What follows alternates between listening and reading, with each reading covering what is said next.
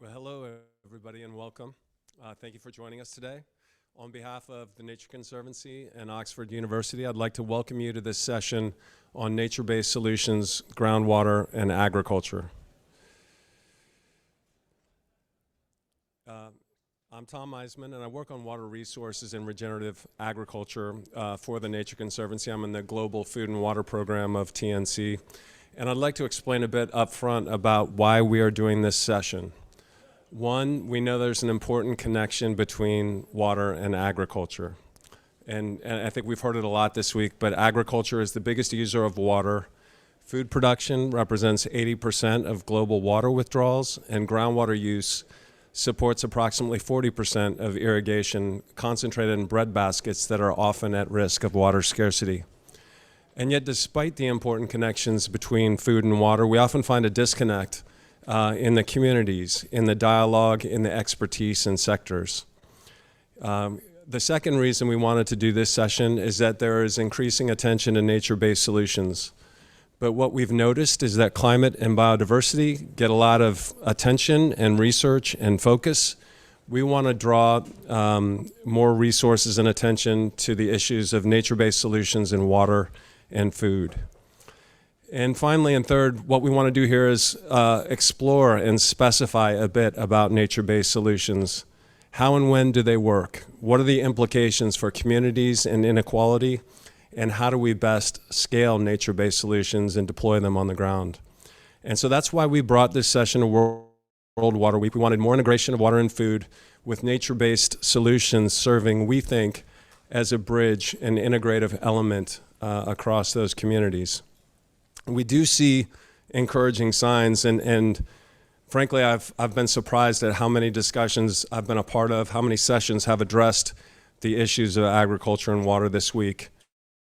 As well as, of course, today we've heard a lot about nature-based solutions. So these connections are being made, and a few recent examples that I'm familiar with. One is the work that we did with FAO, and I'll credit Sasha Kuoshima here, for bringing FAO and the Nature Conservancy together to work on nature-based solutions in agriculture, and we did publish a series of reports on that topic. Another place I'd point to is the Nature Conservancy's work on Foodscapes, and we published a global report looking at food systems globally and their intersections with landscapes, watersheds, and ecosystems, and the potential for nature-based solutions to generate conservation benefits in agriculture. And I think those are just a few examples where the Nature Conservancy has been involved, but we know there are many others, and we're going to hear from our panelists today and hopefully the audience in the discussion to bring forward additional examples and lessons from the use of nature-based solutions in water and food. So what is this session? We have a great panel today. I've seen nearly all of our panelists. Many of you, I'm sure, are familiar with them from other sessions this week. We appreciate their still being here at the end of the day, a long day, I know, on nature-based solutions. And I think that puts an additional opportunity in front of us, which is to start to synthesize some of the emerging lessons and themes that we've heard over the course of World Water Week. We're going to start with some case study presentations to share perspectives on how nature-based solutions can work in the field. Then we're going to have a panel discussion to get at the questions about scaling, equity, and pathways. And along the way, we're going to have several surveys and dialogue with the audience, and so we're looking forward to that. And our goals for the session, one is to show real-world, on-the-ground application of nature-based solutions for groundwater and agriculture. Two is to look at the status and trends of nature-based solutions for groundwater in the context of Foodscapes. And the third one, which I think we're achieving already, is to bring together the researchers and practitioners and seeking to identify opportunities for new research funding and collaboration in this space. While we see signs of hope, we do know that there are challenges about definitions, funding, integration with traditional infrastructure, and true scaling of nature-based solutions. We want to focus here on what works, and we're going to do that by grounding this in cases and learning how to scale these strategies globally. But we are planning to have a clear-eyed view of the issue, and we are eager for candid perspectives from the panelists and audience about what works and what doesn't. So with that, I'm going to turn to our first question on Mentimeter And hopefully you all now, as we've gotten to the midway point at least of World Water Week, have done this before. Please use your phones or online to go to www.menti.com, menti.com. And there's a code there in the upper right that we'd like you to enter. And we've got an initial question for the group, which is, what are 3 words you associate with nature-based solutions? And in keeping with a clear-eyed view of the issue, we welcome all kinds of perspectives and comments here. I'm kind of intrigued now to see what words might show up here as we look at the responses. As I said, we believe in optimism, but we know there are some needs here to address in this space.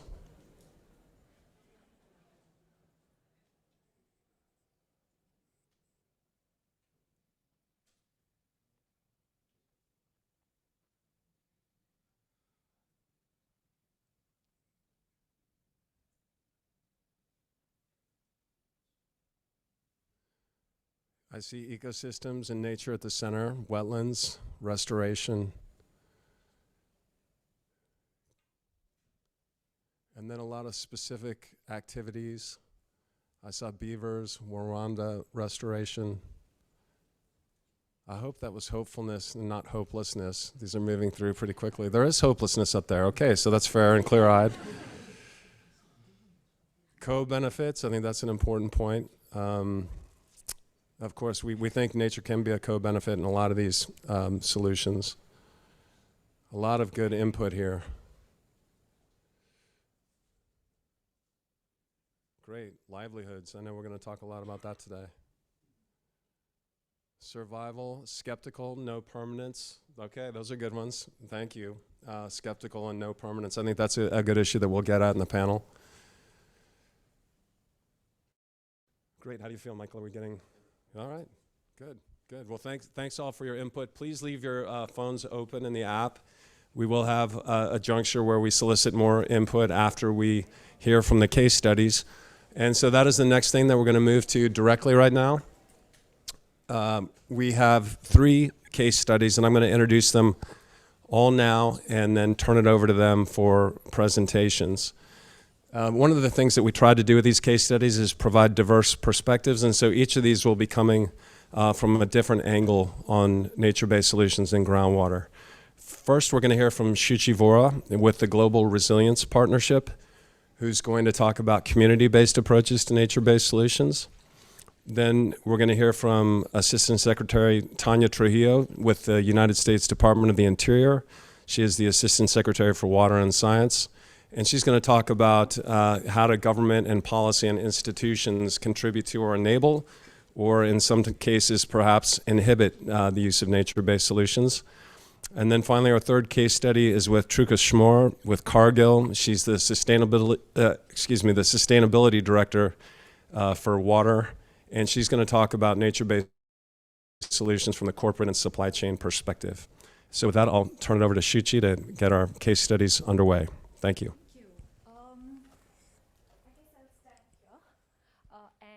You all can see me. I can see many familiar faces from just the last session, so please bear with me. Messages might sound similar. Sorry, should I stand here? Cool, great. All right, thank you. I'm getting a bit of a glare from the, okay, cool, I'll manage. Yeah, cool, all right. Is that good? Yeah, thank you. So I'm going to talk a little bit about some of the work that I did in Maharashtra while this was pre-COVID, while I was at the Nature Conservancy. I now work with the Global Resilience Partnership, and I'm going to bridge that transition from the TNC work to the work that I'm doing now. And so just last year, some of us released a joint statement around water resilient food systems, and we talked about the attributes of what water resilient food systems should be like.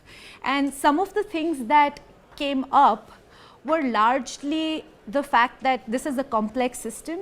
We need mindset shifts. We need to focus on polycentricity in governance and social acceptability of what we're actually trying to implement. So it's largely driving the fact that the process is probably more important, if not equally important, as the solutions are. Next slide, please. Thank you. So I'll get a bit into Maharashtra's water problems. Water is extremely important. It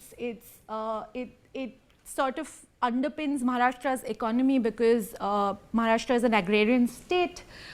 It has chronically been water distressed. Parts of Maharashtra has suffered drought since early 2000s, and while climate change has been blamed for some of those for those droughts largely, and which is true in part, uncertain rainfalls have affected Maharashtra badly.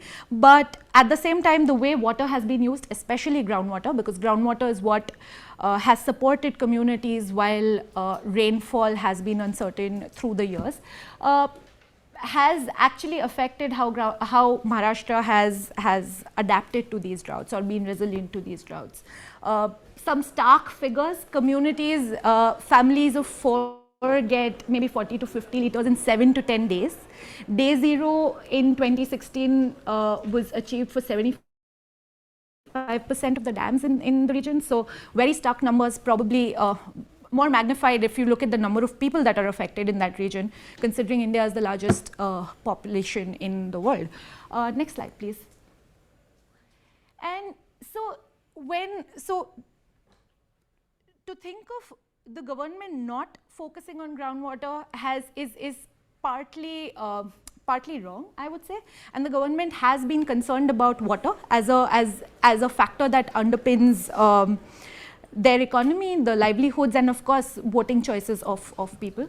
The government has invested in a large paradigm of what could be called nature-based solutions since the 1980s. Maharashtra has in fact been at the forefront of watershed interventions since the 1980s and has cumulatively invested around $750 million in watershed interventions. This is largely green infrastructure, green and grey infrastructure, some traditional infrastructure, so on and so forth. However, groundwater has, at an aggregate scale, been an externality in that space of policy making. This is not to say that there are no successes. There are local scale successes. There are possible ways in which these nature-based solutions have been implemented, right? But when we aggregate this at a regional scale, its effectiveness still remains a question, and it brings to fore the question about whether nature-based solutions or nature-based is a right answer or not. I'm being provocative and I leave that question. I'm not averse to nature-based solutions, but just to say that here. Next slide, please. Thank you. So we entered this context in a small river basin in Maharashtra, in Nashik district, called the Devnadi River, knowing that a large number of people were already acting on a wide variety of nature-based solutions, but it was not impactful. We were still seeing high levels of water depletion. We were still seeing areas such as this. This is the mouth of the river, where the river originates, but is bone dry. And this was June in 2019. And we recognize that we're not the first ones implementing anything. We're not bringing anything new to the table. Nature-based solutions aren't new to the table. And we also need to implement things that are successful in the long term, probably more socially acceptable, and also bring out systemic large-scale changes in the region. So we entered the area with some amount of humbleness to do an exercise with allowing people to come together and create a systems map of what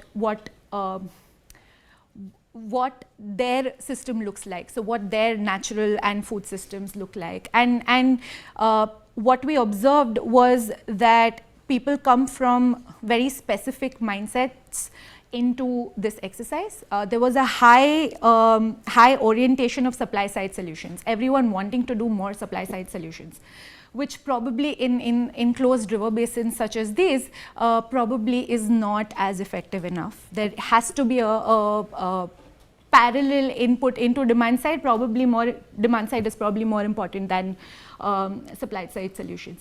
Secondly, we realized that there was already a lot of value given to groundwater dependent ecosystems, local groundwater dependent ecosystems in terms of spiritual significance, in terms of cultural importance, this mouth being a very important aspect of for the communities. And when we started those conversations from that point of synergies, we realized people were a lot willing to make those trade-offs. So trade-offs did exist. Farmers did need to let go of water. We did need to prioritize areas where nature-based solutions would be implemented. And so those trade-off conversations did begin, but the issue was easier to handle when we thought of them as synergies rather than entering that conversation from a trade-off perspective.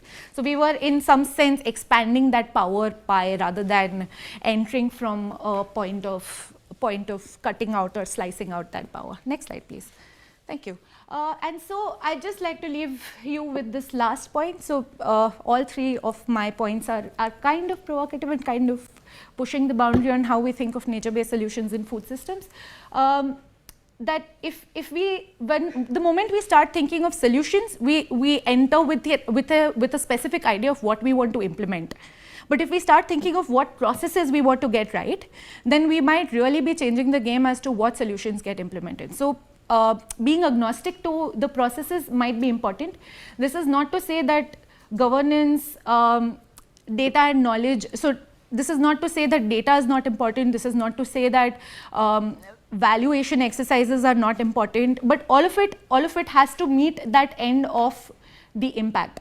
And that impact is two-way. One, of course, implementing and conserving, implementing nature-based solutions and creating those resilient systems, but two, also changing power, because long-term impacts only happen when we change that status quo of power.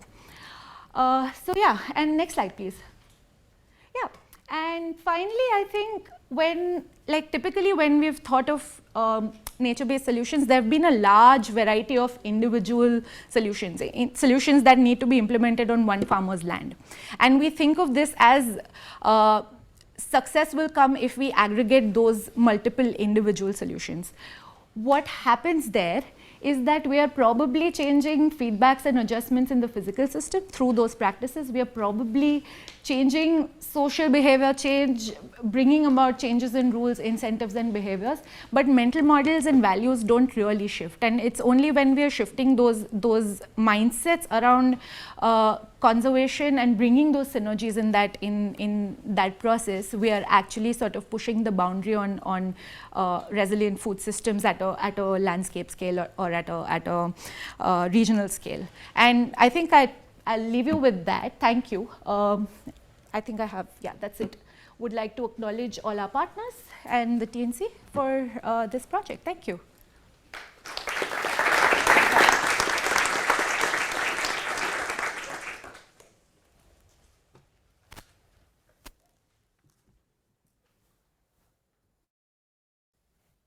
Okay, hello everyone. Good afternoon here from Stockholm.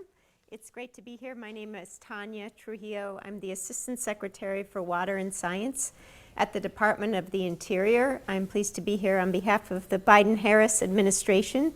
And this conference has given us an opportunity to highlight the very recent White House action plan on global water security.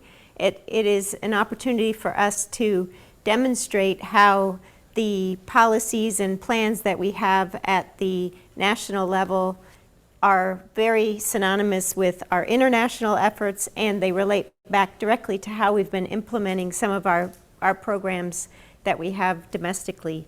I'm going to talk a little bit about some of the recent opportunities that we have through some of our funding programs, in particular relating to the Water Smart funding program that is sponsored by the Bureau of Reclamation, which is one of the agencies, one of the bureaus within the Department of the Interior that I am able to work very closely with. My other direct reporting bureau is the U.S. Geological Survey, and I think between the water side and the science side, I have pretty much the best job in the world right now. So it's wonderful to work very closely with those entities. But in our go ahead and, so I am also very happy to be joined today by the world's leading expert in the Water Smart program, Avra Morgan, who is with the Bureau of Reclamation based in their Denver office, and she is responsible for overseeing the program and helping to develop some of these new authorities that we're going to be talking about. The Bureau of Reclamation provides water and power to many million people in the western United States. We have very large irrigation projects. We provide water for municipal systems as well, both small scale and large scale systems, and then have a variety of programs that are in place to help with address some of the urgent situation that we have now associated with drought. So as you can see, our drought monitor map, this is a snapshot of the US portion of the drought indication, and the conditions are very, very severe around the West. So some of the programs that we have at the Bureau of Reclamation and the WaterSmart program provide financial assistance and technical assistance to the municipal and irrigation communities so that they can help build resilience to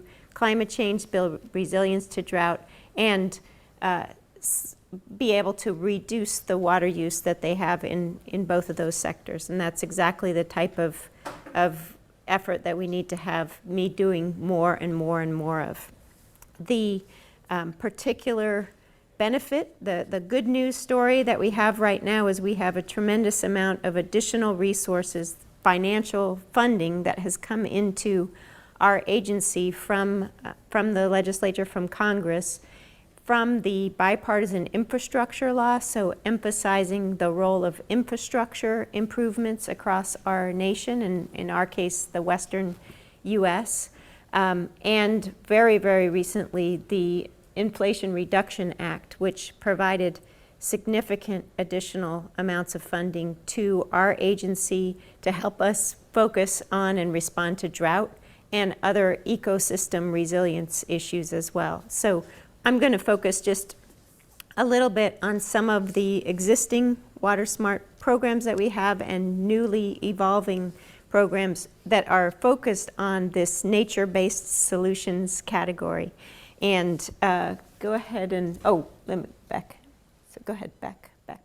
So the two prongs are that we wanted to highlight is we're utilizing informed solutions, so having a common understanding of hydrology and legal requirements, and that provides a common foundation for our informed solutions, and a multi-sector approach, so utilizing many, many different types of water users, many components that are coming in, so that and by doing that, we provide a basis for being able to deal with a situation where we have scarce supplies and the potential for conflict. And I think in general that resonates with our basic approach to many of our challenges around the West. Right now, we're approaching them with a science-based philosophy. We're letting science guide our decision making. We're doing that in a very transparent way, so that the minute we have additional modeling results, the minute we have information coming in from our technical teams, we're trying to make sure we're communicating that very broadly. And then the third prong is having an inclusive environment. So we want to hear directly from the constituents that are using our programs, from the communities that we're working with on these, to make sure that we're delivering the services and the programs as effectively as possible. So we have, go ahead, turn. So we have some new authorities that have come to us in these, together with these appropriations, and some of them are designed specifically for these nature-based programs and the environmental restoration components of our work. Go ahead and switch it. So just to highlight, this is a snapshot of the new funding, the new programs that we have available, and some of them have been in existence for many years. The WaterSmart grants, we have an additional $400 million that will supplement those existing programs and build upon the existing appropriations that we have. And the WaterSmart the range of programs there is very, very broad. It can be everything from helping with water recycling to helping irrigation efficiency programs, or even repairing aging infrastructure. Many, many broad applications for the program. With respect to cooperative watershed management program, we have an additional $100 million of funding that is specifically oriented towards watershed planning and restoration projects for watershed groups. For the aquatic ecosystem and restoration program, we have an additional $250 million that's coming into that, and that's specifically targeted for aquatic ecosystem restoration and protection projects to improve habitat. And that's an example of one of the new and evolving programs that we're in the process of defining exactly what the criteria are going to be for that. So Avra's here if you want to give her some input on how she puts that together. But we anticipate announcing the formal process for that funding later this fall or winter, and we'll be excited to be announcing that. Again, we're really striving to be very open and public about these processes. We have a great website where we're compiling all of the funding availabilities, all of the projects that we're announcing together in one spot so that it's readily available, because there's a lot to keep track of, I would say. And then finally, a multi-benefit projects to improve watershed health component, which is an additional $100 million that we can focus on restoration projects and improving watershed health. And I think I wanted to also just highlight, we very recently made an award of funding in our environmental restoration programs, and that was in July of this, just last month. And the press release for the funding included a quote from myself, so I'll read it again so I say the same thing both times. President Biden's bipartisan infrastructure law is advancing locally led initiatives to address severe and historic Western drought. Through the WaterSmart program funded under this law, we are addressing a variety of regional challenges to increase water reliability and accessibility for families, farmers, and tribes. Today's investment will conserve water, restore riparian habitat and stream function, and improve watershed health to benefit local supplies and the surrounding environment. And I think that is an example of how we're using this funding. Our goal is to be as flexible as possible with the funding that we have available and to make it go as far as possible. So to meet multiple benefits, if that's where we can get to. And I'll just want to run through a couple of examples from this announcement that we did issued in July. We had a large variety of projects that we funded. They were in several different states around the West.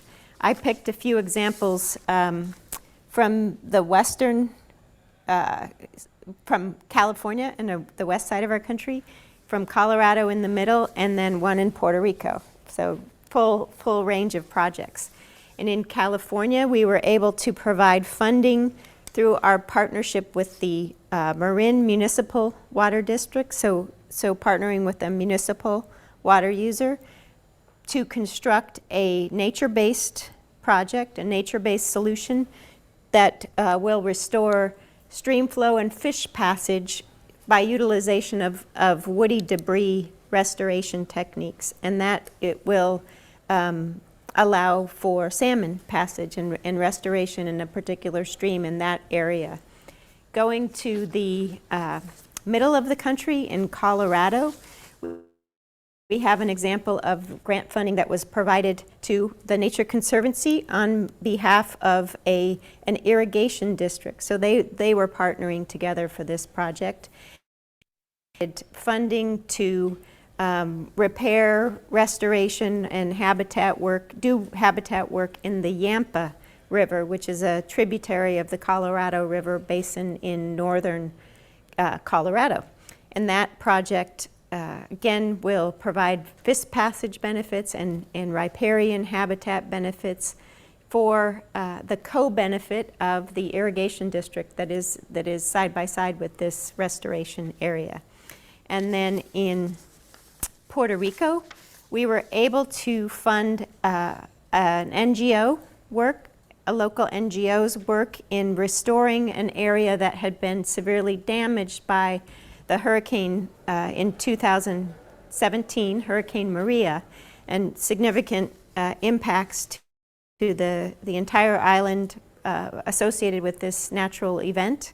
But our funding is able to help the local community with the restoration work, and the NGO, the reserve that we were able to fund, is one of the most visited sites in the area, and improvement of infrastructure and restoration will improve visitor conditions, increasing economic opportunities for the local community. So this would be a direct benefit to the tourism industry and the opportunities to be out in nature in this area. So I thought that was good to see the variety of different programs in those three sectors, in those three areas, with this one source of funding. And that's exactly the type of approach that we're hoping to bring to the, as we evolve and expand our funding opportunities in the environmental restoration area, in the nature-based solutions for those funding opportunities in that area. I know I had a couple more slides and I can just quickly run through them. So this was an orientation slide associated with defining where the Colorado River Basin is. I know it's been very much in the news with the fact that this is one of our hot spots for the drought conditions in the US. It's an area that includes 7 states within the US and our important partners in Mexico. There are many of the largest urban areas in the West are dependent on these. Okay, and the, so go ahead, advance it a little bit. What we were highlighting was the fact that we have been able to utilize nature-based solutions and restoration work in these complicated environments. We have a delta system in Mexico that we've been able to rehabilitate, and this is an example of a project that works hand in hand again with our traditional water delivery systems, and the management structures have been able to evolve simultaneously. And in the materials we have a couple more examples from the Colorado River Basin, where we've done the multi-species habitat restoration work involving natural solutions. And then an additional example was from the Rio Grande River, which is also a binational connection. And we're able to do some nature-based restoration work in the lower Rio Grande Valley as well. Again, these are highly impacted by the drought. They're areas where we have their critical water supply sources for irrigation and municipal water uses, human uses. But we're being very careful to remember the importance of the environmental life that's in the area as well, and be able to do the environmental restoration work at the same time that we're providing the basic water for human needs as well. So thank you very much. Look forward to it.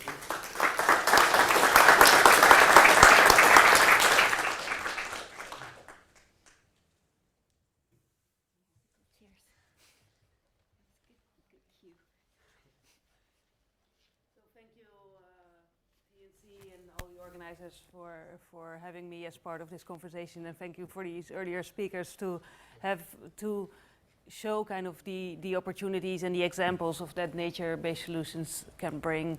And I think the importance here is, how do we work towards these water resilient food systems? How can we really go for that landscape change that we're looking for? I'm Truke Smoor. I'm the global water lead for Cargill. And you can go to the next slide. So for those of you that don't know Cargill, we are a company that connects, on one end, farmers with their markets, but also provide food and feed ingredients to our customers that in the end drive the food that we eat all every day. We've been doing this for more than 155 years. We're doing this over 70 countries, which also means, as we have heard from many of you today, and I think all of us here in the room will know, that we have a very significant water footprint, and more than 90% of that footprint is in our agricultural supply chain, which also means that we have a responsibility to address that. So at Cargill, we have a global ambition, and that is to achieve sustainable water use in our operations and our supply chains by 2030, and to address that in our communities. There's a lot of underlying language, underlying methods that includes quantitative targets, but today I actually don't want to talk about these targets. I think some of you may have even heard me speaking about this. There's case studies that describe that in detail of how we've actually prioritized our actions in our supply chain. I actually want to talk about these pathways to create these resilient food systems. So this is really getting to, for me, a very essential but also very fundamental element of how to get there, and that is we will deliver towards these commitments by empowering farmers and restoring nature. And so if we look at that shift from what we are talking about, like these individual pilots, these individual engagements with different farmers from one field to the next, from one watershed to the next, to get to how can we make that a resilient systems. And I see these three elements, which is working in field with these farmers and look at what practices can they change, what behaviors can they change, how can we enable the equipment, the infrastructure that is needed to create resilient systems at the field level. But then there's the actual field. If you think about how many farmers are located next to a river and rely on that river for their water supply, but also how these riverbanks are maintained determines the runoff of the nutrients that end up in the river, the amount of erosion that determines if the downstream city actually will have water or not. And so you already start to see a connectivity from in-field to actual field. And that gets to a next level, which are the basin solutions. Because in the end, even if you do everything at the field and at the edge of the field, we have to ensure that these reservoirs that we are relying on actually get recharged. So in the end, to get to these resilient systems, we have to look at all the circles and all the circles together. So for today, I actually want to talk you through examples, and each of these examples are worth, in my view, a much more longer story, because there's so much to tell about the complexities that come with it. But I think what I would like to illustrate is how these circles can work together, how they come to life, and how they can provide scalable pathways, and how we in the private sector actually are looking towards enabling these scalable pathways. So starting with in-field, I always find this a fascinating picture because you may see it's like a lot of black dirt. This black dirt is really, really important for farmers. This is soil health. This is about your root systems in the soil. And keeping root systems in the soil will drive how the water can actually recharge an aquifer.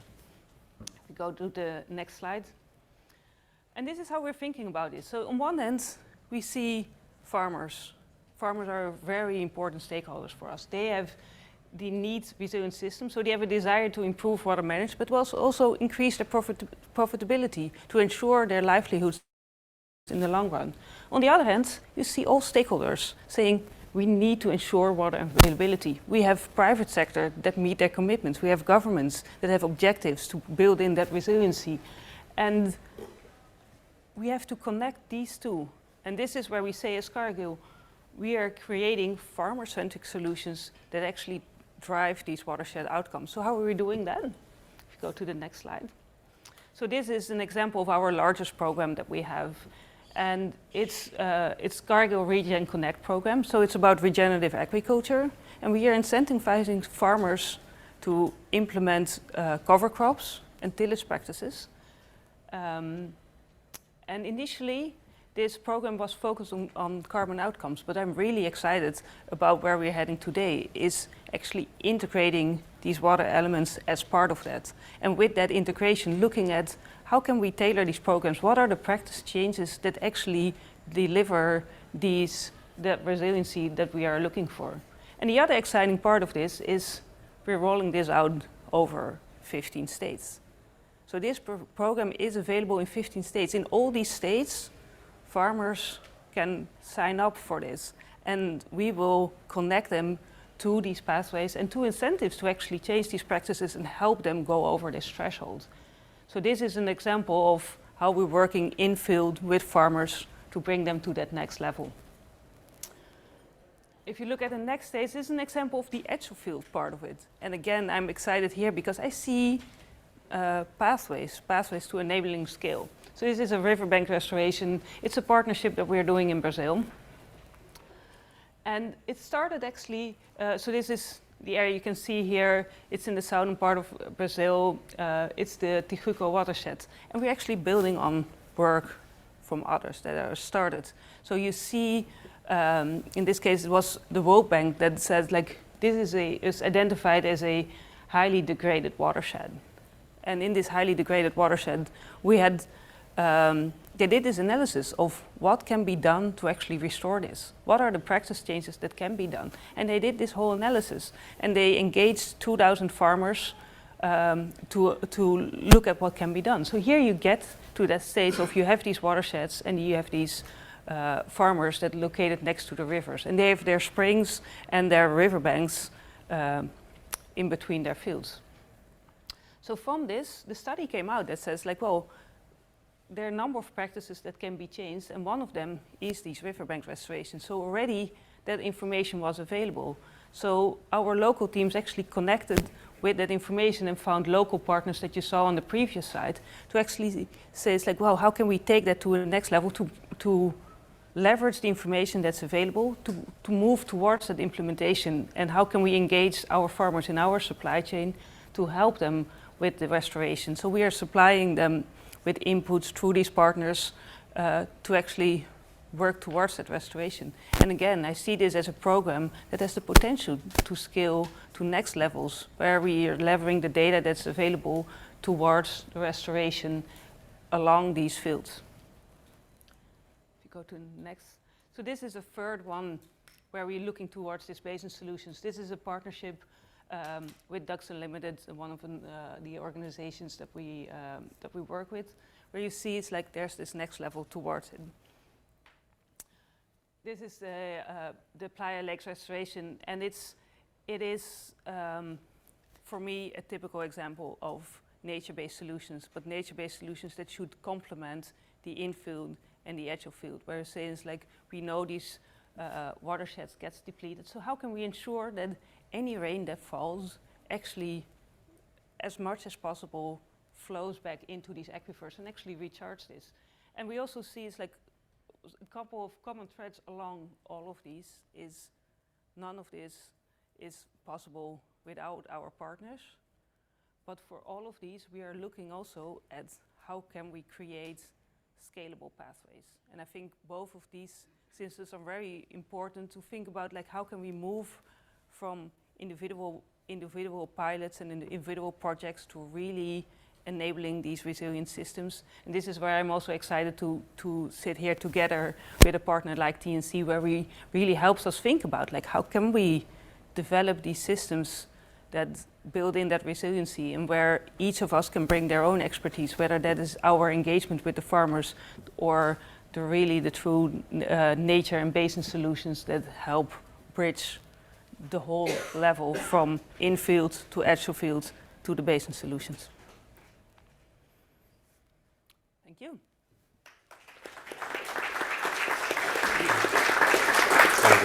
Thanks. I'll have you come up in a second. Yeah. What a patient audience. I had so many questions and comments I wanted to make. I appreciate everyone being so polite, or maybe you're just tired. But we will get to questions and comments in a moment. We're going to bring the case study presenters up for a panel discussion with Dr. Dustin Garrick of University of Waterloo and Oxford University in a moment. But first, we are going to do a brief interlude here for another polling question. Go back to menti.com and enter the code. And we have two questions. Do we do one at a time, Michael? First is, What geography are you working in? This one should only take a second. We just want to know, kind of by big, at the continent scale, just where people are coming from. And we've pinged them all already. This is good. We've got a diversity of places around the world. And it was nice to hear a diversity of case studies here from our presenters, geographically and in terms of the perspectives as well. Okay, wow, we're almost evenly balanced. This is great. Let's go to the next question. And the next question is, what types of nature-based solutions are you using in your work? We may have seen a few of those pop up at the beginning. I know you've got to simplify your solutions. They can be complicated. Wetlands, that's good. Restoration is simple. None, that's helpful as well. So we're seeing some ideas popping up here. Regenerative to Truka's presentation. I water my plants. Was that the one that got your laughing? No? Others? Alien plant clearing? Okay, good. Yeah. And one of the things that we've heard about nature-based solutions is that there are a lot of questions about what counts as a nature-based solution or what should we count. I tend to take a pretty expansive view. This illustrates that there are a lot of different things that can count. I see managed aquifer recharge, and we heard some conversations on that here during the presentations. We will have, right at the end, we'll present some information on a recent literature review on nature-based solutions in groundwater that's going to start to help us to answer this question. But we're seeing, I guess what I would say is we're seeing a variety of different approaches that people are using. Some are recurring, some use different terms, some aren't using any yet. And that's part of what we'll talk about more as we go forward is the definitional and implementation issues with nature-based solutions. So let's turn now. We're going to turn to our panel discussion. And at this point, I'm going to hand it over to Dustin, who's going to moderate this part of the discussion. We will ask our 3 case study presenters to come back to the front of the room, as well as Sasha Kuoshima, who will be introduced by Dustin for this next part of the session, which is going to be the panel discussion. Dustin, are you there? I am. Good afternoon, everyone, and nice to be with you from here in Waterloo, Ontario, and Canada. As the panelists and presenters join the panel, I wanted to encourage and invite those who are online to be adding your questions in the chat so that we can involve you in the discussion. And I very much enjoyed the presentations and case studies, which the audience will know moved from the community and subnational level to basins and systems, and then concluding with supply chains, which shows that there's a real opportunity for us and the panel discussion to explore questions of scaling nature-based solutions and addressing really the fundamental challenge of moving from individual changes in farmer behavior and practices to cumulative effects at the system or landscape level.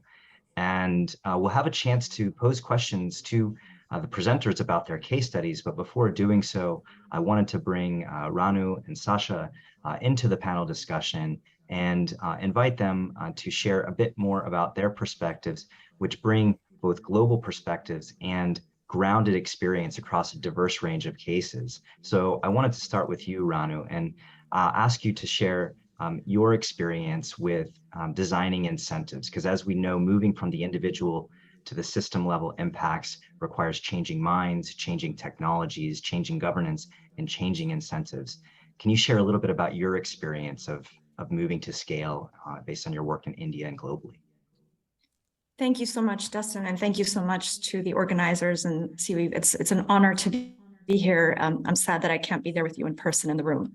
But reflecting on your question, Dustin, I just want to share some experiences from work I did on irrigated agriculture, both as a practitioner working for the World Bank on developing advanced irrigation systems, and then as a researcher where we looked at empirical evidence around what are the impacts when you roll out upgrading canal rehabilitation among smallholder farmers in Madhya Pradesh, and then when you also simultaneously put in price incentives like a subsidy to help farmers to adopt micro irrigation technologies.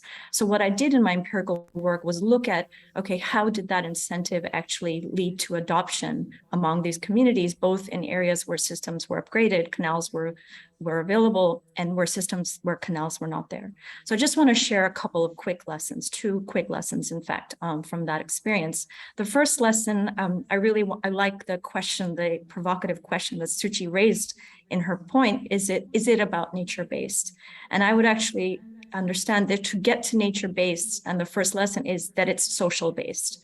And that's really the first insight that emerged from my empirical work, is that price-based incentives like subsidies don't really go so far, because poor communities, smallholder farmers in India that are facing water stress, they in fact have high barriers to access to state government programs like subsidy schemes, and are not able to avail those price incentives, where social incentives are actually driving the adoption and the behavior change we're looking at.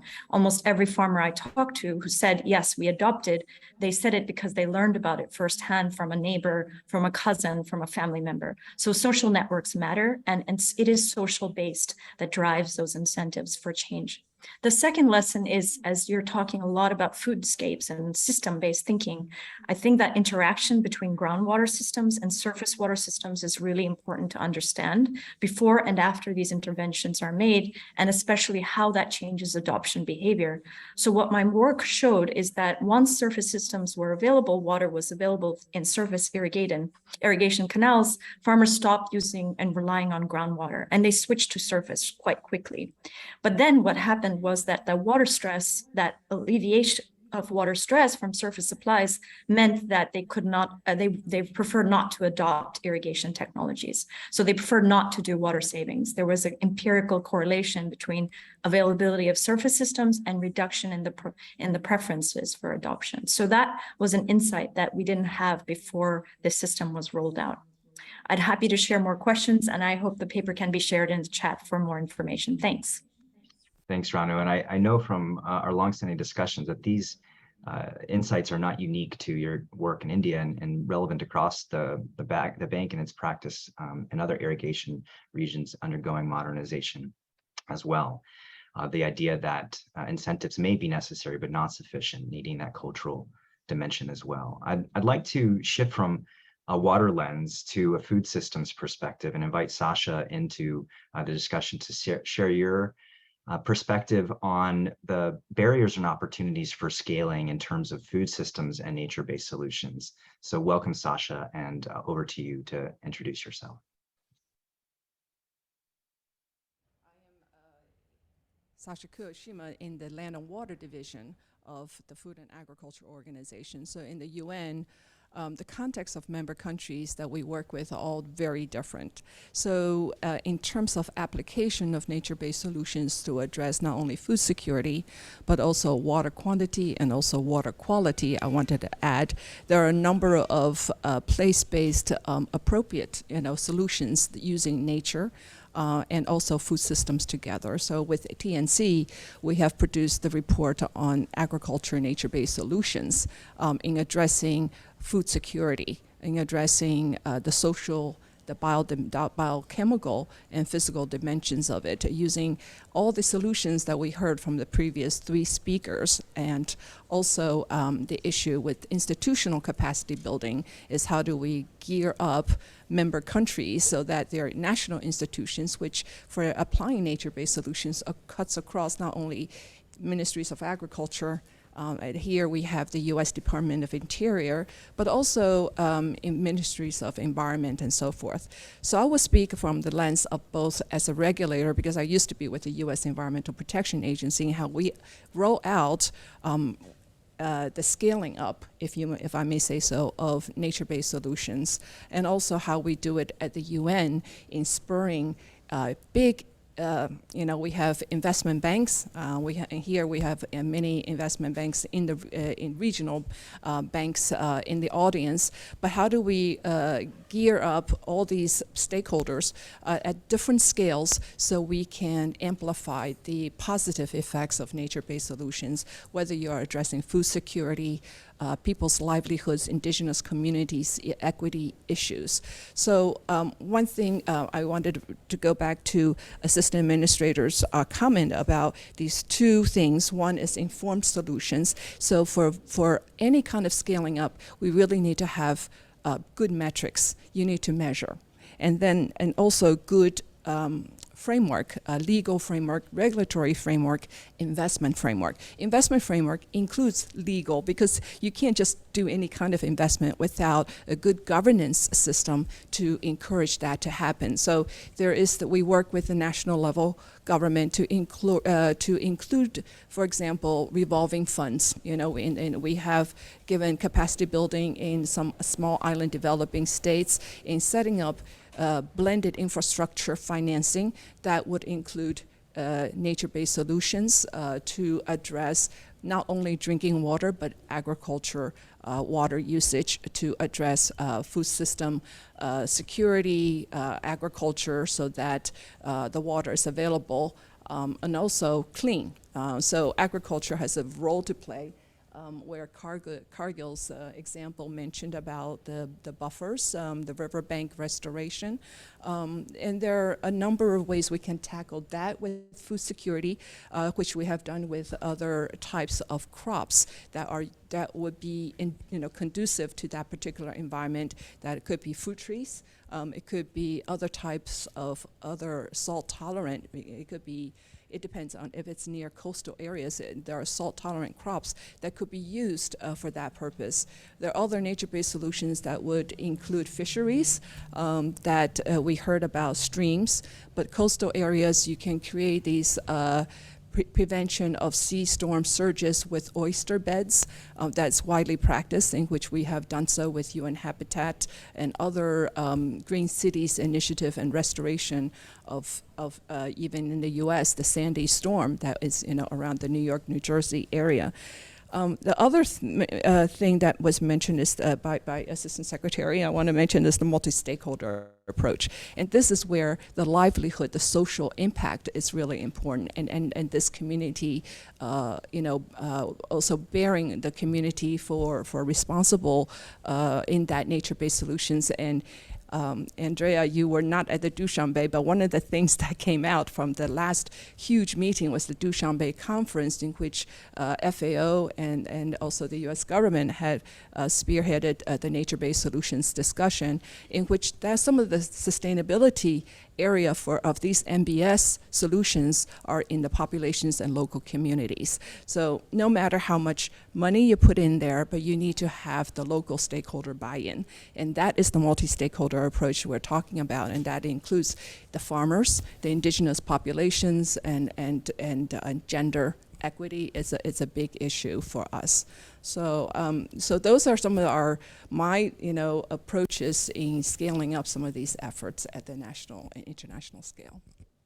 Thank you so much, Sasha and Ranu, for helping us to set up this panel discussion and situating the case studies and your broader perspectives and experience.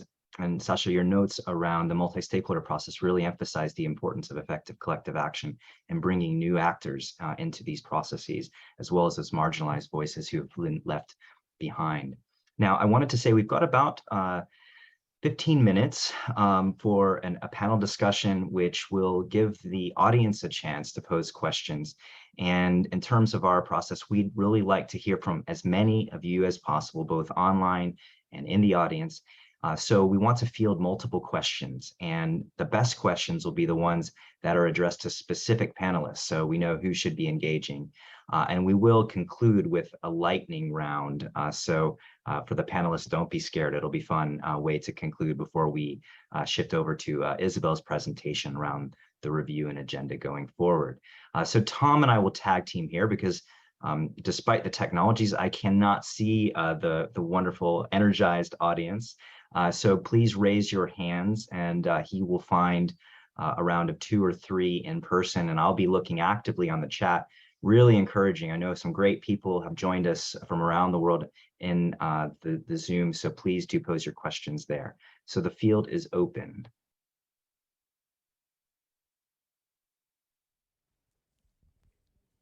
Hi, everyone. My name is Christine Poo. I'm finishing up my PhD at Stanford. My question is for Ranu, and this idea that social mechanisms are more important for irrigation adoption than perhaps financial incentives. And this is something that I saw with my farmers in Uganda and other regions in East Africa. I'm curious if, I never got to explore more of this in my work, but I'm curious if you had the chance to explore the why part of that observation. So is it motivated by the fact that they could see themselves or other people who are like them adopt it? Is it because they have time to see the benefits and challenges? Is it an information aspect? You know, what's governing or driving that observation? And from your hypotheses, you know, what does that mean for the way we design future interventions and scaling of different projects? Thanks. And Ronnie, before you respond, let's just see if we can get one or two more online and in person. Hi, I'm Gokul Sampath. I'm a PhD candidate at MIT in urban and regional planning. And my question is also for Ranu. It's actually somewhat similar to yours, but I worked on a randomized trial that tested subsidy incentives for adoption of drip on top of the Gujarat government's 70% subsidy. And we had very, very low adoption rates in our trial. And we compared it as part of our treatment arms to another strategy of just paying farmers directly to reduce their pumping. And we found that that was substantially more successful. But in understanding the why, again, I always felt like there might be some social network effects, but we didn't design our study to detect those. And I'm wondering if you know of work, or if your work actually looks at the way information flows down social networks and how it shapes farmers' decisions. Okay, Ranu, you've got quite an agenda ahead of you. So let's just try to get one more question, and ideally for someone else in the panel, the excellent panel. This question is mainly for Secretary Tardillo. So very exciting news coming in terms of our investments in natural infrastructure. The concern on the street, if you will, is a lack of workforce to invest those funds. And so wanting to ask about how we invest, how do we strengthen, how do we create interest outside of this conference in the work that we do? Okay, excellent sets of questions. We'll stop there, and I'll invite the panelists to respond concisely so that we have as much interaction and chance for additional questions as we can. And I'll ask you, Ranu, to start. Thank you so much, both. I'm sorry that I could not see you, but thank you very much for your questions. I think they're excellent, and in fact, questions that I spent many years thinking about while producing this work and the work that has come after. So Dustin was absolutely right to respond to the question from the doctoral candidate from Stanford. This is a lot of global literature that has pointed out that it's interpersonal ties, and farmers like to learn about new technologies through interpersonal ties. That trust is really important. And then I think the seeing is believing. Farmers want to be able to see the benefits firsthand, whether it's on a neighbor's plot, whether it's into their personal social network through their families. And that trust really, what we saw in the work that I did in India for over a decade during my time intervening in the design of the project as a World Bank person, and then really doing my PhD work years later when the project finished, I noticed that farmers had a moment where they came together every day to talk about practices, things that are changing from things that are working. And that community level meeting that occurred almost every day, whether it's in a village setting, that was really the kind of microcosm of discussions around innovation and adoption. And once one farmer shared an experience, others would go and watch and see what happens. Once the benefits, they could see the farmers learning from those benefits, they themselves were willing to adopt. And what is fascinating about the work is that the farmers adopted despite socioeconomic constraints such as low caste, vulnerable education groups, or low income base. So we, in the economics work that I did, I controlled for factors like socioeconomic poverty variables, and that farmers were adopting despite poor economic backgrounds and context. So again, yeah, I would say information is important, but it's the trust factors and the way that information can spread through trusted networks, and then being able to witness the benefits firsthand helps to drive that. In terms of the question, I'll quickly conclude with how do we design? I thought a lot about that. And in fact, one of the insights that emerged was that once farmers adopted, there are early adopters in a community, usually first movers. And the question is out there, why do those first movers move versus a large majority do not adopt? So the gentleman from the Gujarat experience, yes, adoption rates are still very low in India for these types of technologies. It was the case in Madhya Pradesh as well.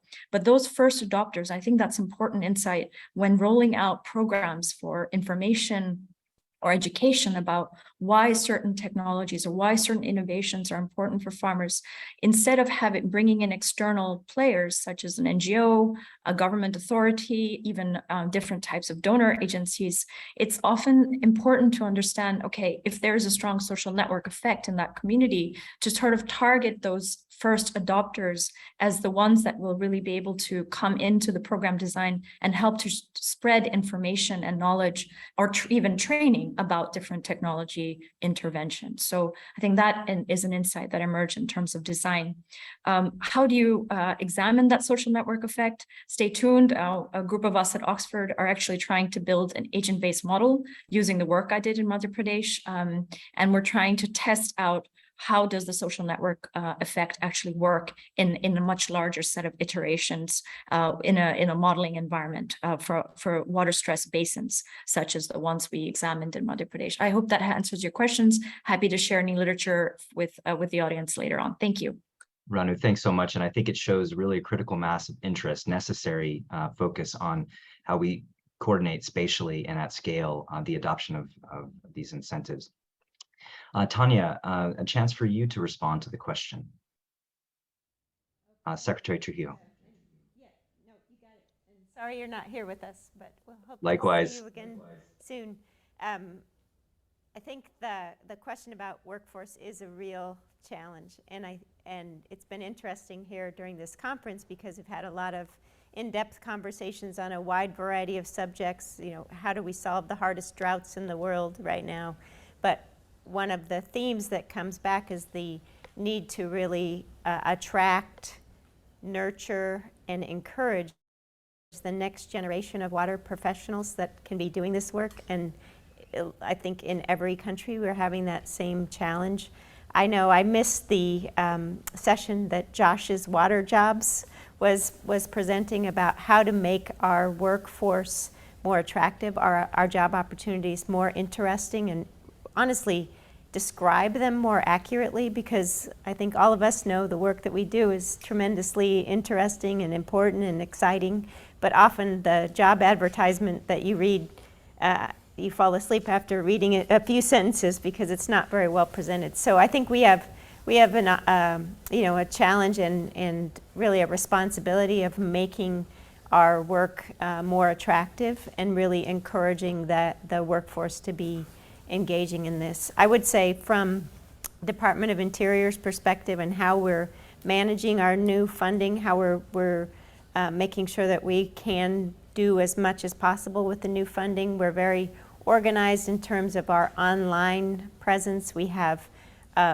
workshops that anyone can log into from anywhere, so that helps our workforce be many places at the same time. And then we're trying to adapt as we go too. So please do give us feedback if there are things we can improve about how we're communicating or how we're organizing our programs. I know we're happy to be doing that. And again, our world's leading expert on water smart is here, so it's good to have her as a resource for all of these issues. Thank you. Thank you, Secretary Trujillo. And I have to say that I would be really excited being in the shoes of many of the graduate students and others coming through. And as Josh Newton's keynote emphasized, we need you, and this is really the future. We have time for just a couple of more questions from the audience, and I'd really like to have questions directed for Suchi and Truka. So if we had 1 to 2 more questions from the online or in-person audience, it would be great to finish the round with those. And by the way, if we don't in the audience, by all means, the rest of the panel can pose questions to each other. We've got one in the back. Just a moment. I do have one as well, but I'm going to hold it and give everyone else a chance. Racing Deltaris, the Netherlands. Sorry, Tanya, to elaborate a bit on your topic, but on top of that, also maybe to the others, if you check out your numbers for 5 years and how many states you are in the US, it's only less than 4 million per state per year, which sounds not really so much considering the big issues we're working for, and also for the other 3, maybe for you to react. If it's so urgent, why don't we put more energy in maybe a bit bigger then?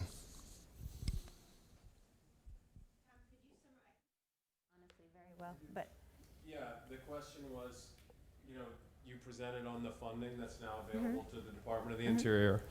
But if you spread that out across the western states and also think about the urgency and severity or magnitude of the problem, it may not be enough. And so it kind of, is it enough? And if not, then why aren't we investing more? The amount of funding we have now is quite a lot, and I'll just give a couple of examples. So in California last week, we announced a $300 million portfolio of funding for water recycling projects, and that was completely supplemental to our existing ongoing funding for those types of projects. I don't have the totals off the top of my head, maybe Avra does, but the scale of what we're able to do now with this new influx of funding is really, really important, and it's real. I'll give you an example in the rural water context. Some of these projects have been on the books for decades. The communities have been getting $1 million a year or $2 million a year to continue their construction. Well, I was able to announce over $400 million for this rural water program, and one of the projects in New Mexico, which is serving a very rural area, they were very happy the year before because they got $10 million or $11 million, and I was able to provide them immediate funding of $160 million for that one project in one state. And that example can be replicated in multiple areas right now. And again, demonstrating it's many different types of projects. So stream restoration, water recycling, aging infrastructure, improving the efficiency of infrastructure or drinking water systems, a real broad variety of work that we're going to be able to be providing benefits to. And the funding that we have is available over the course of multiple years. So we can set up our programs and make sure that they are going to be as effective as possible. And that's where I come back to, if we need to improve on things, please let us know and we can continue to evolve in that regard. But it's a very incredible opportunity for us because we have those huge problems right now. So it's good. Tom, were there any other questions from the audience? Thank you very much. So probably my question, I will just also slightly direct it to Ranu again. So I'm originally from Indonesia, and in Indonesia, we have quite a lot of problem, especially in delta areas. And I wanted to give an example of one cases, like in Semarang, for example, we have this problem with land subsidence. And one of the solutions that was implemented is to have the mangrove restoration. So I wanted to direct those examples to that what you said about that process in selecting the solution is also equally important. And what happened was actually within a year or until 2 years, that mangrove restoration project is easily swept by the ocean current that is coming. So my question is actually, in the process of selecting the possibility of a nature-based solution to be implemented, how is it to extract more knowledge from the locals itself? So at that time we use that was a quite big working together with international organization. But then that is also raising my question, and that if those kind of implementation is not coming from the locals itself, and then that is also possibly with it not being successful, and that is also probably make the government even more skeptical to think about nature-based solution as a solution, as an option. So my question is, how is it like to put the local knowledge more in the context when we like developing the solution in these NBS terms? Okay, thank you very much.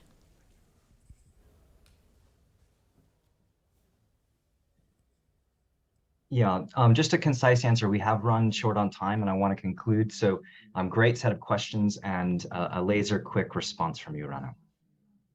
Thank you, Dustin. In fact, this was going to be my response to practitioners, is to really learn from the science. And I go back to keep it social based. So before you design, it's important that first researchers really continue to do that qualitative work that we really need as practitioners to ground our design on the actual voices of the communities.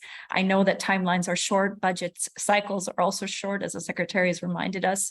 And that's what really is a tragic thing, that projects get designed without understanding local constraints and local natural ecosystems that are playing a role in those, how the solutions implement. So design first with the community's voices, and as Suchi says, not only nature-based, keep it social-based. So thank you very much. Oh, really well said. And I think Suchi also emphasized the importance of process. So in the Oxford Conference on Nature-Based Solutions earlier this summer, colleagues noted that it's not just nature-based solutions, but people-based solutions. Now, we have run tight on time, and you mentioned learning from the science. We have a chance to learn from a review led by one of our outstanding PhD students here at Waterloo, Isabel Jorgensen. Before turning it over to her, I wanted to, of course, thank the panelists and close with a lightning round. You've got 2 lines each, so get ready. I am going to be giving you $1 billion, and you are investing it in nature-based solutions. What is your top priority or your top 2 priorities, and how do you define success? So because Truka's in the private sector, it's only fair to have her start because she's thinking about these questions all the time. But please keep it concise, and we'll run through all the panelists and give you a chance to answer that question.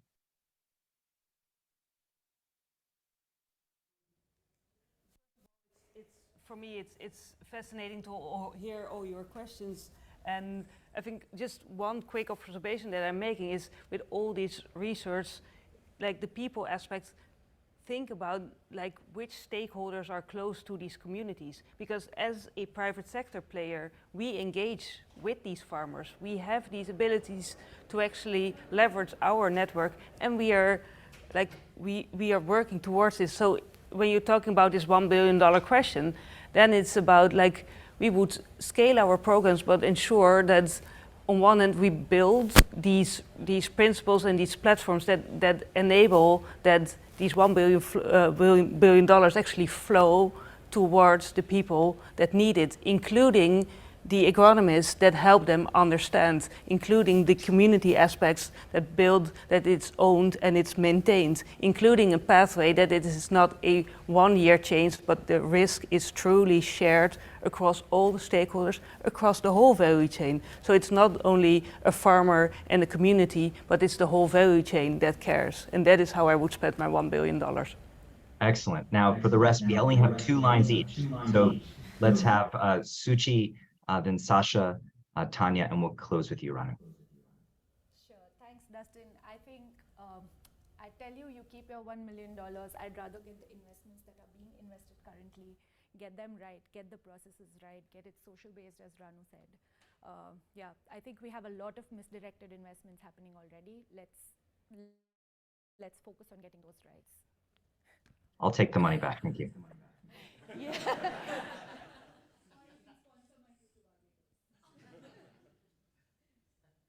Over to you, Sasha.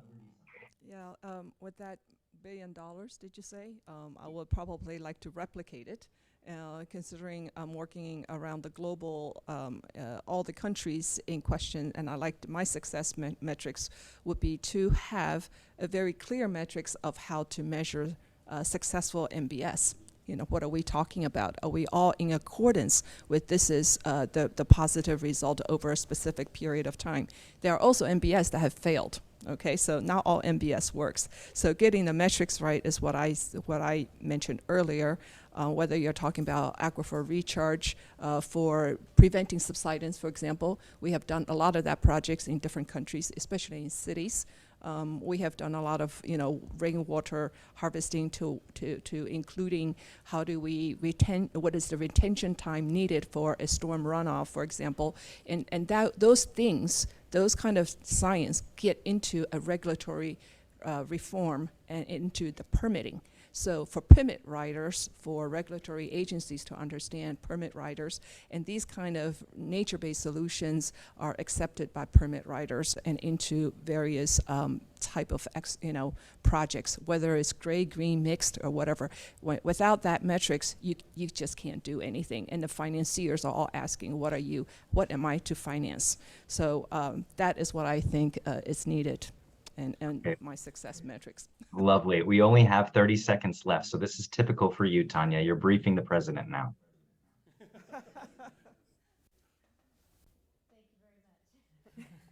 I think the key is going to be to utilize the funding to build sustainability and allow us to use less water. And that's a challenge, but we can do it. Brilliant. Thank you. Ranu, closing line. Let the community design it. Let the community figure out how they want to spend the money. That's how I would say, and do it from that multi-stakeholder perspective that Sasha and the secretary reminded us. So let that multi-stakeholder design and hold your money until you think that someone's got a good design, and then let it flow. Okay, I've got a lot more money than I expected. Thank you, everyone. What a wonderful panel. And I wanted to invite the audience to join me in thanking the panel. And now with our remaining 10 minutes, we wanted to move from cases to lessons and the future agenda for research and practice, the community of research and practice. And as we know, the pace of experimentation and experience with nature-based solutions and a lot of other innovations and solutions is far outstripping our knowledge and our ability to synthesize it. And so there's a growing need for evidence synthesis and case study development that can provide very good examples for communities who are trying to learn from this experience. So I'd like now to turn it over to Isabel Jorgensen, who will be sharing very preliminary results from her work. And for all of you in the audience, I should say she is part of that future and you should hire her. But without further ado, over to you, Isabel. Thank you, Dustin. So today I'll be, today I'll be sharing with you the main takeaways from our preliminary review on NBS for groundwater management in resilient foodscapes. I'll skip the session recap because I think we were all just here and heard most of it pretty well. But I think the main thing that came out of it was that community-led social incentive nature. So my background is mainly looking at terminal lakes instead of groundwater, but also their agricultural interlinkages, more as a receptacle than a source for irrigation water, but nevertheless, that's where I come into this issue. So for this literature review, we scoped particularly groundwater in agricultural transitioning landscapes, but particularly in the context of water scarcity. We conducted your kind of more typical literature review, but a abridged version of it to ensure that we took stock of the NBS that were already deployed and what worked and what didn't. Go to the next slide. So first, I categorized the NBS into 3 different categories, mainly coming from a foundation of the traditional NBS, the original NBS, which includes indigenous, traditional, and ancestral practices that have spanned multiple decades and multiple generations. Second was the hard solutions, which is the kind of green-gray infrastructure or enhanced green infrastructure that we typically associate with NBS at the moment. And the third category was these soft solutions, these institutional solutions that can be used and should actually be considered as part of NBS. That's part of the argument of this report. They shouldn't run separate or parallel. They should be integrated into the design from the onset. Okay. So there have been calls recently to more explicitly acknowledge human domination of the global water cycle, including in this article by Abba et al., 2019, in Nature Geoscience. So we have to understand the ways that humans interact with groundwater quantity and quality to identify the point in the water cycle at which we should be deploying NBS, particularly in terms of groundwater, which often has an invisible or unseen cycle. To do that, we need to have a diagram that represents this human domination in a way that's meaningful to the ways we actually use groundwater. So first, I've pulled upon the source pathway receptor framework, depicted here in pink, which has been popular since the 1970s in engineering and hydrogeology spheres. And then the Sow Store Harvest Framework, which has been popularized in studies of Ibero-American traditional water management practices, which describes cultural pathways for mediating groundwater quantity. Used in conjunction, these two frameworks fuse technical and cultural perspectives on human domination of the global groundwater cycle and acknowledge the interdependence of quantity with quality. This diagram shows how we sow and store rain and surface water, store it in groundwater systems, and harvest it for later use. Return flows and wastewater are then released from a source and enter groundwater via a pathway and entering the receptor, which is the same as the storage, which is an important feature to note. So this led us to 3 key findings using these categories and these frameworks. The first being that NBS have existed for centuries, just under different names. The second being that we must include institutional solutions to unlock the full benefits of NBS and coordinate NBS at the scales that problems actually exist at. The third is that scaling up NBS requires upfront consideration of the technological requirements and institutional coordination at the landscape scale. And I'll touch on all 3 of these over the course of this brief presentation. So the first being that NBS have existed for centuries, meaning that we can draw upon an extensive track record proving that humans have worked with nature to produce good social and ecological outcomes.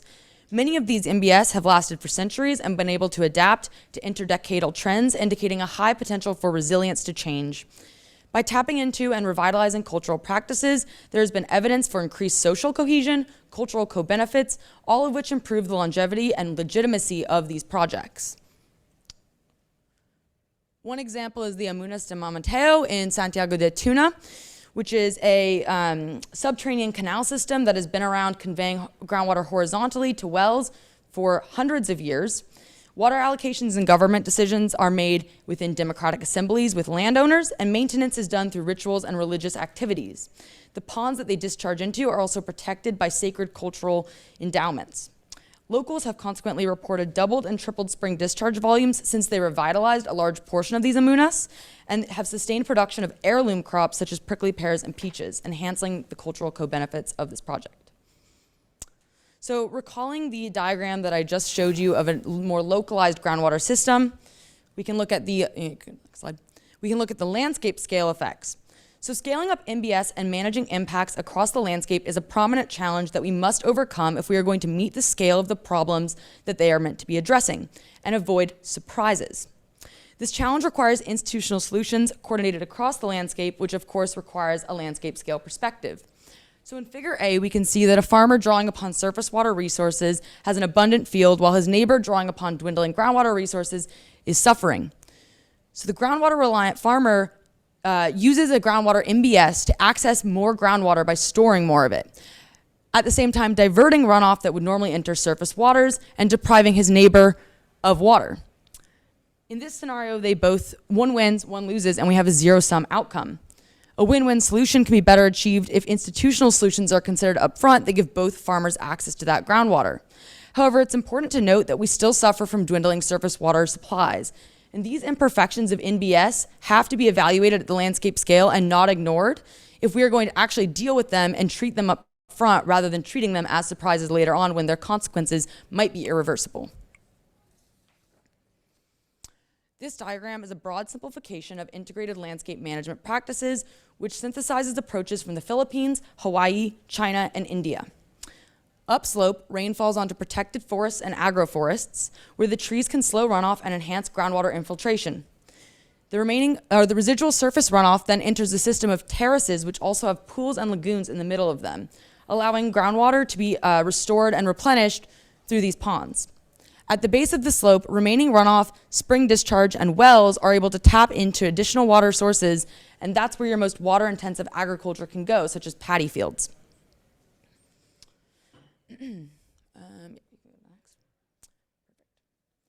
So to further enhance this point about scaling up of NBS, we have to upfront consider the technological requirements and institutional coordination required to make these integrated landscape practices actually work. Actually, you can go back, sorry. Institutional coordination at scale and a landscape scale approach can not only economize the design process and improve NBS effectiveness, it can also mitigate the risk of externalities and improve access to financial and technological resources. I want to draw upon an example of a catchment-wide and community-led groundwater recharge effort in Rajasthan, which was coordinated by Tarun Bharat Sangh, or TBS, behind me. TBS aimed to revive johatis, which are traditional MBS that are over 300 years old. These are ponds which slow monsoonal runoff, improving groundwater recharge and providing surface water storage. Communities have to self-identify themselves as candidates to TBS, also identify the location where they want the johatis put, and contribute to part of the financial demand. But TBS doesn't just get community buy-in, build the project, and then leave. They also restore traditional decision-making structures called Gram Sabah, and they empower women, the traditional water gatherers in these communities, to join those decision-making structures through education practices and careers opportunities. Through this process, they've strengthened the social infrastructure, and over 30 years of operation have enabled agriculture and agroforestry as a result. The area under single cropping has grown from 11% to 70%, double cropping from 3 to 50%, and increase in forested area from 7 to 40%, which are very large increases. They have also encouraged the formation of basin-wide water parliaments to manage basin-wide issues and conflicts, and bring together a diverse group of people to manage a range of natural resource challenges, driving the Indian national water agenda at times. So regardless of whether you call these projects NBS or some other name, they clearly represent a departure from the current norm, a norm that we all seem to agree is not achieving enough in terms of water, climate, ecosystems, and community. Looking at recent events, we are beginning to see the fundamental flaws with local water governance that have been obscured by temporary fixes or solutions that rely on distant resources to address local deficits. Pictured here is a drought stone in ditch in Czechia that was revealed this summer. Its inscription says, "If you see me, then weep." A reference to how in the past, water levels declining to this point would have resulted in widespread famine or death. Today, many places prevent local water scarcity from having this impact on food security by importing distant water resources. Importing distant food resources, food that is often reliant on groundwater to be grown. Indeed, irrigation is the biggest driver of global groundwater depletion and is expected to increase over the next 3 decades. We cannot continue to rely on groundwater and distant places without addressing the imbalance between supply and demand and moving towards a broader systems change. MBS might provide part of the solution if we can avoid the mistakes of the past and scale them up while managing their impacts at the landscape scale. Thank you.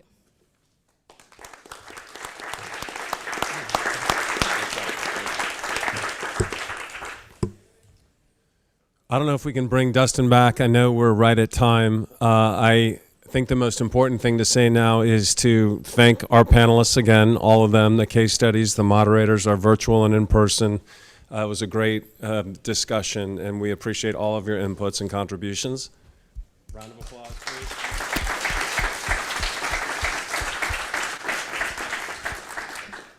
And thank you too, Dustin. Is there anything you wanted to say here at the close? No, I just wanted to thank everyone and also invite those interested in this research agenda and community of practice to follow up with us. Exactly, and we had more to say about that potential research agenda going forward, but we do see more opportunities around the intersection of water, food, and nature. Some of the research that Isabel is doing, collaborations between the Nature Conservancy and Dustin, many of the other things that we heard about today, and we know many of the things that you all are working on as well. So we hope to continue this momentum forward. It was the start of the conversation, or maybe the middle of the conversation in this week, but there is certainly more to come, and we look forward to working with you on all of that. Thank you.